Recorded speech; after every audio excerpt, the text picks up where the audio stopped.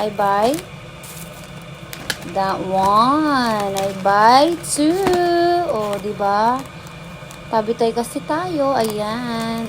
Work na lang again. Actually, bala ko siyang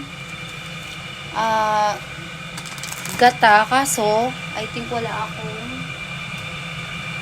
tayong panggata. Kaya, isi-seafood na lang natin siya with buttered and onion and garlic.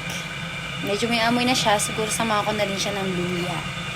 Yan. O, diba nga? Napakamura niya, guys. O, pak. San ka dyan? Iluto na yan. Ayan. Open na natin. Medyo may amoy na siya, guys. Kaya kailangan na kuluan. Hindi ko alam kung lalagyan ko ba siya ng luya para okay pa naman siya kasi naka-leto. Ibig sabihin,